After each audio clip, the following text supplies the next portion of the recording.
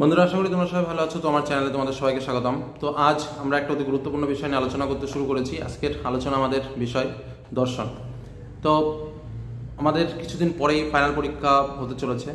তো একদম শেষ মুহূর্তের শেষ সাজেশনটি তোমাদের সামনে শেয়ার করছি।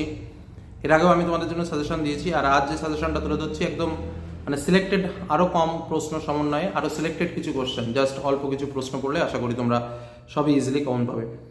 বিশিষ্ট শিক্ষকেরা কিন্তু এই সাজেশনটি তৈরি করেছেন এবং সেটি তোমাদের সামনে শেয়ার করছি। তো দেখো, প্রথমেই আমি বলে রাখি যে তোমাদের সিলেবাস সংশোধিত হয়েছে এবং সংশোধিত সিলেবাস অনুসারে কিন্তু তোমাদের কিছু কিছু পার্ট বাদ গেছে। সাধারণভাবে তোমরা জানো যে তোমাদের দুটো পার্ট, একটা আরোহমূলক তর্কবিদ্যা এবং আরেকটা হলো অবরোহমূলক তর্কবিদ্যা, অর্থাৎ আমাদের প্রথম অংশ এবং দ্বিতীয় অংশ।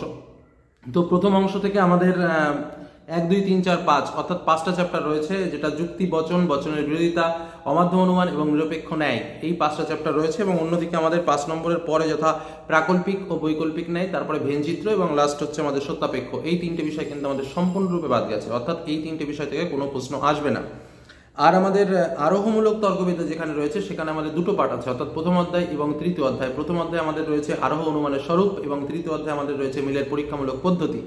আর দ্বিতীয় অধ্যায় যেটা হচ্ছে আমাদের কারণ চ্যাপ্টারটা বাদ গেছে এবং আরেকটা হচ্ছে আরোহমূলক দোষ বা তোমার অনুপপত্তি।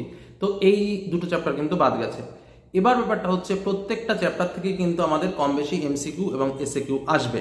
তো এমসিকিউ এবং এসএকিউ করার জন্য দেখো, প্রথমেই বলে রাখি যে ফিলোসফি লজিক্যাল পার্ট, সম্পূর্ণ পার্টটাই কিন্তু তোমাদের লজিক্যাল পার্ট। এই পার্টটা কিন্তু ভালো করে প্র্যাকটিস করতে হবে লজিকগুলোকে, তাহলে কিন্তু তোমরা তোমরা সবাই জানো যে আমাদের দুটো অংশ, পার্ট এ এবং পার্ট বি। তো যেটা শর্ট টাইপের প্রশ্নগুলো আছে সেখানে আমাদের 40টা মার্ক থাকে। তো সেই 40 মার্কের জন্য কিন্তু এই পার্টগুলো ভালো করে যদি কেউ বচন না শেখো, আবর্তন না শেখো, বিবর্তন না শেখো, এই পার্টগুলো যদি তোমরা কেউ ঠিকঠাকভাবে না শেখো, তাহলে কিন্তু এই পার্টের উত্তর করাটা চাপ হয়ে যাবে। এবং কিছু কিছু ডেফিনেশন রয়েছে, কিছু কিছু সংজ্ঞা রয়েছে, ছোট ছোট বিষয় রয়েছে, ব্যাপ্যতা রয়েছে। তো এই বিষয়গুলো কিন্তু তোমাদের ভালো করে শিখতে হবে, না শিখলে কিন্তু তোমরা শর্ট টাইপের কোশ্চেন অ্যান্সার অর্থাৎ এমসিকিউ এবং এসএকিউ টাইপের যে প্রশ্নগুলো রয়েছে সেগুলো কিন্তু পারবে না। যার জন্য আমি বলবো অবশ্যই ওইগুলো লজিকের পার্টগুলো কিন্তু ভালো করে প্র্যাকটিস করার চেষ্টা করো। এবার আসি আমাদের বড় কোশ্চেনে। বড় কোশ্চেনে আমাদের সাধারণত 5টা প্রশ্ন থাকে এবং 5টা কোশ্চেনের প্রত্যেকটা প্রশ্নের মান থাকে হচ্ছে আমাদের 8। কিন্তু দেখো, ফিলোসফি হচ্ছে একদম একটা স্কোরিং সাবজেক্ট, যেখানে তুমি 8-এর মধ্যে 8 পেতে পারো। প্রথম কথা, যেমন আমাদের ফার্স্ট যে চ্যাপ্টারটা রয়েছে দেখো, যুক্তি চ্যাপ্টার থেকে আমাদের শর্ট ছাড়া কোনো ব্রড কোশ্চেন আসবে না। আমাদের ব্রড কোশ্চেন অর্থাৎ 8 মার্কের যে প্রশ্নগুলো আসবে সেটা কিন্তু 5টা চ্যাপ্টারের দিয়ে আমাদের 8 মার্কের প্রশ্ন আসবে, অর্থাৎ 5টা চ্যাপ্টারের দিয়ে যদি 8 মার্কের প্রশ্ন আসে, 5টাই প্রশ্ন। বুঝে নাও, প্রশ্নগুলোর অর্থ থাকে যদিও। প্রথম আমাদের যে বড় কোশ্চেনটা আসবে 8 মার্কের প্রশ্ন 2 নম্বর চ্যাপ্টার থেকে, অর্থাৎ বচন থেকে। দ্বিতীয় যে বড় কোশ্চেনটা আসবে সেটা হচ্ছে বচনের বিরোধিতা থেকে। একদম কোন কোন চ্যাপ্টার থেকে প্রশ্ন আসবে 8 মার্কের বলে দিচ্ছি। তারপরে অমাধ্যম অনুমান থেকে আমাদের একটা 8 মার্কের প্রশ্ন আসবে, আবার নিরপেক্ষ ন্যায় থেকে আমাদের একটা 8 মার্কের প্রশ্ন আসবে, আর মিলের পরীক্ষামূলক পদ্ধতি থেকে একটা 8 মার্কের প্রশ্ন আসবে। অর্থাৎ 5টা যে মূল চ্যাপ্টার রয়েছে, আমি আবারও বলছি, বচন থেকে একটা 8 মার্কের প্রশ্ন আসবে, বচনের বিরোধিতা থেকে একটা 8 মার্কের প্রশ্ন আসবে, অমাধ্যম অনুমান থেকে একটা 8 মার্কের প্রশ্ন আসবে, নিরপেক্ষ ন্যায় থেকে একটা 8 মার্কের প্রশ্ন আসবে এবং মিলের পরীক্ষামূলক পদ্ধতি থেকে একটা 8 মার্কের প্রশ্ন আসবে। অর্থাৎ কোন কোন জায়গা থেকে আমাদের 8 মার্কের প্রশ্ন আসবে সেটা কিন্তু আমি তোমাদের নির্দিষ্ট করে বললাম। এবার দেখো, বেশিরভাগ ক্ষেত্রে বা প্রত্যেকটা বিষয়ের ক্ষেত্রে যদি আমরা লক্ষ্য করি, প্রত্যেকটা চ্যাপ্টার থেকে কিন্তু আমাদের অর থাকে, অর্থাৎ এই প্রশ্নটা লেখো অথবা আরও একটা প্রশ্ন, যে কোনো প্রশ্ন কিন্তু আমাদের তাহলে দুটো করে প্রশ্ন আমরা পেলাম।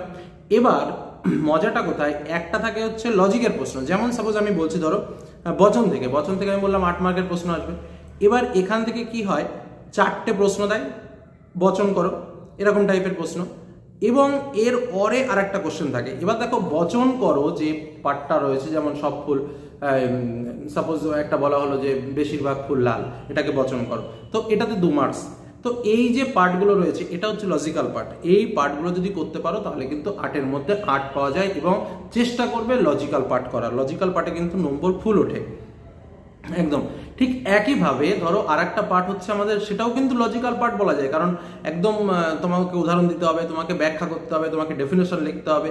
তো এই যে পার্টটা রয়েছে সেই পার্টের জন্য মোস্ট ইম্পর্টেন্ট কি কি প্রশ্ন রয়েছে আমি তোমাদের ফার্স্ট সেটা বলি।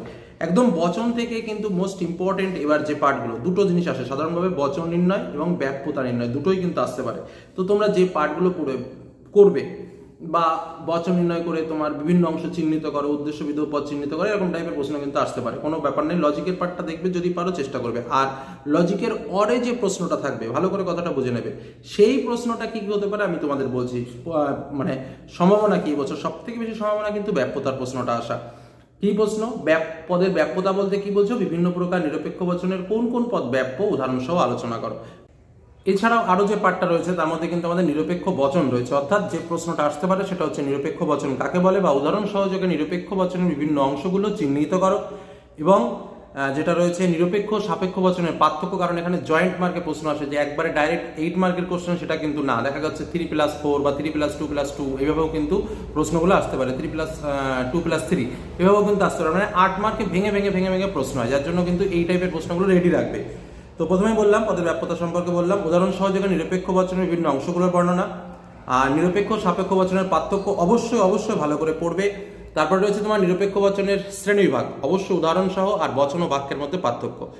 আর যেটা রয়েছে তোমার এক্সট্রা যে কোশ্চেনটা রয়েছে, এটা কিন্তু তোমার লজিক পার্টও আসতে পারে, যে নিরপেক্ষ বচনের কাকে বলে সেটা তো জেনেই রাখলে, বচন করে তার গুণ ও পরিমাণ নির্ণয় করা। তো এই প্রশ্নটাকে ঘুরিয়ে তোমাদের থিওরিটিক্যালে দিতে পারে, বা যেটা পরের প্রশ্ন সেটা হচ্ছে নিরপেক্ষ বচনের গুণ ও পরিমাণ বলতে কি বোঝো, গুণ ও পরিমাণ অনুসারে নিরপেক্ষ বচনের শ্রেণীভাগ করো। আর একটা শর্ট টাইপের প্রশ্ন যেটা 2 মার্কে দিতে পারে, এর আগে পরে অনেক দিয়েছে, যে বচনের সংযোজকের কাজ কি। এই যে প্রশ্নগুলো বললাম এটা হলো 1 মার্কের প্রশ্ন। আমি আবারও বলছি, একটা লজিক পার্ট থাকে, লজিক পার্টে এই বছরের সব থেকে বেশি ইম্পর্টেন্ট ব্যাপ্য ও ব্যাপ্য নির্ণয়, এবং তার সঙ্গে বচনের গুণ পরিমাণ নির্ণয়। এই দুটো ভালো করে করলে আশা করি লজিক পার্ট এখান থেকে পাবে। আর লজিক পার্টটা কিভাবে করবে সেটার জন্য অবশ্যই প্র্যাকটিস করতে হবে। আর বড় যে প্রশ্ন তার অরে থাকবে, অরে থাকার জন্য পদের ব্যাপ্যতা, নিরপেক্ষ বচনের বিভিন্ন অংশগুলোর বর্ণনা, এবং তার সঙ্গে নিরপেক্ষ বচনের গুণ ও পরিমাণ বলতে কি বোঝো, গুণ ও পরিমাণ অনুসারে নিরপেক্ষ বচনের শ্রেণীভাগ করো। এই যে প্রশ্ন কটা বললাম, এটা 1 দাগের জন্য এই কটা প্রশ্ন পড়লেই আশা করছি যে কোনো পার্ট, কেউ যদি বড় প্রশ্ন পড়ো সেটাতেও কমন পাবে। আবার যদি কেউ মনে করো স্যার আমি লজিক পার্ট পড়বো, লজিক পার্টও কিন্তু আশা করি তোমরা পেয়ে যাবে, কিন্তু লজিকগুলো প্র্যাকটিস করতে হবে। নেক্সট আমাদের যে চ্যাপ্টারটা রয়েছে আমাদের, সেটা হচ্ছে বচনের বিরোধিতা। বচনের বিরোধিতা থেকে আমাদের 8 মার্কের প্রশ্ন আসবে। এবার দেখো, তোমাদের একটা কথা বলে রাখি আলোচনার সূত্রে, অনেকে বলতে পারে 5টা প্রশ্ন পড়লেই 5টা কোশ্চেন কমন পাবো। ইম্পসিবল ব্যাপার, কারণ 2 বছর পরীক্ষা হয়নি, 2 বছরের প্রশ্ন আমরা জানি না। আমরা যারা সাজেশন তৈরি করছি তারাও কিন্তু আমাদের মানে ভাবনা চিন্তা করতে হচ্ছে, যে যেহেতু 2 বছর পরীক্ষা হয়নি, আমরা প্রিভিয়াস ইয়ারের কোশ্চেন পাচ্ছি না, সেহেতু কিন্তু আমরা বুঝে যাই যে এই পার্ট থেকে প্রশ্ন হচ্ছে, আগের বার হয়েছে, এবার এই পার্ট থেকে প্রশ্ন হবে না, অন্য পার্ট থেকে প্রশ্ন হবে। কিন্তু এবার কিন্তু সেটা আমরা ক্যালকুলেশন করতে পারছি না, যার জন্য কিন্তু আমাদের বেশি পরিমাণ পড়তে হচ্ছে। তো যাই হোক, বিরোধিতা থেকে একদম বেসিক যে প্রশ্নটা, বিরোধিতা কাকে বলে, কত প্রকার কি কি, উদাহরণ সহ আলোচনা করো। প্রশ্নটাকে কিন্তু অনেক সময় ঘুরিয়ে দেয়। অ্যারিস্টটলের বিরোধিতা কাকে বলে, অ্যারিস্টটল বিরোধিতাকে কভাগে ভাগ করেছিলেন, ব্যাখ্যা করো। একই অ্যান্সার কিন্তু, কারণ আমরা 4 প্রকার বিরোধিতা সম্পর্কেই পড়ি। বেশ, আরেকটা যেটা এক্সট্রা পড়বে সেটা হচ্ছে বচনের বিরোধ চতুষ্কোণ কি, এ বিষয়ে অ্যারিস্টটলের অভিমত কি, বা অ্যারিস্টটলের বিরোধ চতুষ্কোণ এবং আধুনিক বিরোধিতার ক্ষেত্র ব্যাখ্যা করো। আর আরেকটা কথা বলে কি, এখান দিয়ে যে এই ওপেন কোশ্চেন দেবে সেটা কিন্তু নয়, এখান থেকে প্রশ্নটা একটু টিকা আকারে আসতে পারে। 2টো টিকা দিয়ে দিল, ধরো দিয়ে দিল অসম বিরোধিতা কি, বিরুদ্ধ বিরোধিতা কি, বা টিকা লেখো অসম বিরোধিতা, টিকা লেখো বিরুদ্ধ বিরোধিতা, বা অধীন বিপরীত বিরোধিতা।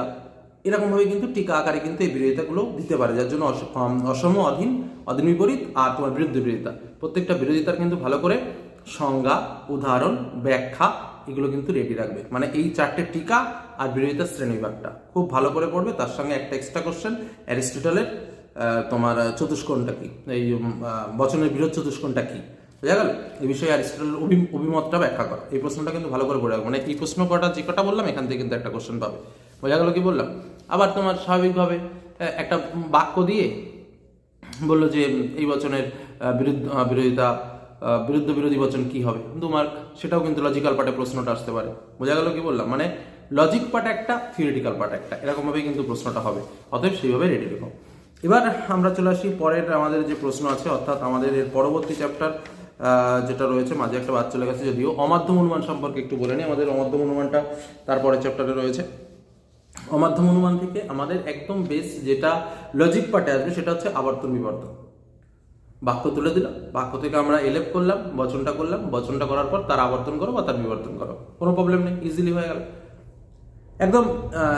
এটা একদম কনফার্ম যে আবর্তন বিবর্তনটা আসবে, অথবা আবর্তের বিবর্ত করো বা বিবর্তের আবর্ত করো, যেটা আমাদের আসে সাধারণভাবে সেগুলো কিন্তু আসবে। কিন্তু এর পরে আমাদের যে কোশ্চেনটা আসতে পারে সেটা হচ্ছে বিবর্তন কাকে বলে, বিবর্তনের নিয়মগুলো লেখো, বস্তুগত বিবর্তন কি, ও বচনের আবর্তন হয় না কেন, যে কটা প্রশ্ন বলছি প্রত্যেকটা ভালো করে পড়বে। নেক্সট হচ্ছে অমাধ্যম অনুমান কি, আবর্তন কি, আবর্তনের নিয়মগুলি আলোচনা করো, মাধ্যম ও অমাধ্যম অনুমানের পার্থক্য লেখো, বিবর্তনের নিয়মগুলি আলোচনা করো। এই প্রশ্ন কটা কিন্তু পড়লে একটা প্রশ্ন পাচ্ছি, বোঝা গেল? থিওরিটিক্যাল বললাম, আবার লজিক্যাল পার্টে কি প্রশ্ন আসবে সেটা বললাম, মানে প্রত্যেকটা কোশ্চেনের একটা অর্থ থাকবে। আমি প্রথম থেকে একই কথা বলে যাচ্ছি। নেক্সট আমরা পাঠ চলে আসি নিরপেক্ষ ন্যায়। দেখো, ন্যায় থেকে আমরা সাধারণভাবে জানি যে কি, একখানা বাক্য তুলে দেওয়া হলো, তার ভিতর থেকে আমাদের ফরম্যাট বের করে আমাদের সংস্থান উল্লেখ করে বৈধ মূর্তি কি অবৈধ মূর্তি সেটা বের করতে হয় এবং বৈধতা নির্ণয় করতে হয়। এটা একটা পার্ট, এটা কিন্তু লজিক্যাল পার্টে আসবেই। তো যে কোনো একটা বাক্য আমাকে তুলে দেবে, তার বৈধতা নির্ণয় করতে হবে, এটাতে 8 মার্ক থাকে। এবার এর অরে যেটা আসবে, মানে ওটা তো গেল আমার বৈধতা নির্ণয়, আর বৈধতা নির্ণয় থেকে অর করাটা অনেক বেশি ভালো। কেন বলি? কারণ যদি যারা একটু মিডিয়াম ছাত্র, বৈধতা নির্ণয় করতে একটু সমস্যা হয়, যদি কোনো কারণবশত ভুল ধরা পড়ে, একদম পুরো 8-এর মধ্যে কিন্তু 0। হ্যাঁ, কিন্তু যদি তুমি ঠিক করতে পারো তাহলে কিন্তু 8-এর মধ্যে 8। তো এটা কিন্তু খুব সহজ। এবার দেখবে যে যে দৃষ্টান্তটা আমাদের দেওয়া হবে সেই দৃষ্টান্তটাকে আমরা কতদূর বুঝতে পারছি। 100% যদি আমরা বুঝে নিতে পারি, ব্যাস তাহলে কোনো ব্যাপারই না, আমি ওটাই করবো। একদম ফুল কমপ্লিট সংস্থান উল্লেখ করে একদম পরপর কোন মূর্তি কোন সংস্থান ড্রয়িং করে দৃষ্টান্ত দিয়ে ব্যাখ্যা দিয়ে একদম সুন্দর করে ফিনিশিং করে দেবো। আর এর অপোজিটে যেটা ভালো করে পড়ে রাখবে সেটা হচ্ছে আমাদের যে 10টা সূত্র আছে না ন্যায়ের, সেই 10টা সূত্র থেকে টিকা আকারে প্রশ্ন আসে। তো কি কি টিকাগুলো মোস্ট ইম্পর্টেন্ট এই বছরের জন্য? অব্যাপ্য হেতু দোষ, চারিপদ ঘটিত দোষ, অবৈধ পক্ষ দোষ, অবৈধ সাধ্য দোষ, নিরপেক্ষ ন্যায় সংস্থান কি এবং নঙার্থক যুক্তিবাক্যজনিত দোষ। এগুলোর সংজ্ঞা, উদাহরণ, দৃষ্টান্ত এইগুলো কিন্তু ভালো করে দেখে রাখবে। মানে এই 5টা টিকা থাকছে, 5টা টিকার মধ্যে 2টো টিকা আসছে, আবার ওদিকে তোমার ওই লজিক পার্টটাও কিন্তু আসছে। মানে দৃষ্টান্ত দিয়ে দেওয়া হলো, তার থেকে তোমার বৈধতা নির্ণয় করতে হবে। এবার চলে আসে আমাদের পরবর্তী পার্ট, আমাদের যেটা রয়েছে সেটা হচ্ছে মিলের পরীক্ষামূলক পদ্ধতি, মানে আমাদের 4 নম্বর প্রশ্ন। তো দেখো, আমি তোমাদের প্রথমেই বলেছিলাম যে মিলের পরীক্ষামূলক পদ্ধতি আমাদের ঠিক একইভাবে আমাদের একটা শনাক্তকরণ করতে হয়। শনাক্তকরণ করার পর তার আকার, সুবিধা, অসুবিধা, বাস্তব দৃষ্টান্ত দরকার নেই, সংজ্ঞা, এগুলো কিন্তু নির্ণয় করতে হয়। তো ওই নির্ণয় করতে হবে প্রথম দৃষ্টান্ত থেকে। কিন্তু কোনো, যেমন ধরো সহজ একটা দিল যে আমাদের যদি দেয় স্বপরিবর্তন পদ্ধতি, আমরা দেখলেই বুঝে যাবো। অন্যায় পদ্ধতি, অন্যায় ব্যতিরেক পদ্ধতি, মাঝে মাঝে কি একটু কনফিউশন হয়ে যায় কিছু কিছু ক্ষেত্রগুলোতে। এবার যদি আমি আবারও বলছি, যদি তোমরা বুঝে যাও যে না এটা আমাদের কনফার্ম দৃষ্টান্ত, এটা আমরা এটাই হবে, তখন তোমরা ওটাই করবে, কারণ ওটাতে সুবিধা বেশি। কিন্তু যদি মনে করো না স্যার রিস্ক হয়ে যাচ্ছে, এটা অন্যই না, অন্যায় ব্যতিরেক ঠিক ধরতে পারছি না, তাহলে এই জায়গাটা দাঁড়িয়ে তোমাদের যেটা বলবো সেটা হচ্ছে তোমরা অবশ্যই ওই নির্ণয়ের দিকে যেও না। নির্ণয়ের দিকে যাওয়ার থেকে তোমরা ফুল টিকাটা বলছি, মানে ফুল যে বড় কোশ্চেনটা রয়েছে সেই বড় কোশ্চেনটার উত্তর লেখো। এবার যেহেতু আমি একটু আগেই বললাম যে আগের বছর 2খানা পরীক্ষা কিন্তু আমাদের হয়নি, সেহেতু কিন্তু আমাদের এবছর কি ফাইনাল পরীক্ষায় আসবে আমরা কিন্তু নিশ্চিতভাবে বলতে পারছি না, যার জন্য কিন্তু আমাদের বেশি পড়তে হচ্ছে, আমাদের একাধিক প্রশ্ন এবছর পড়তে হবে।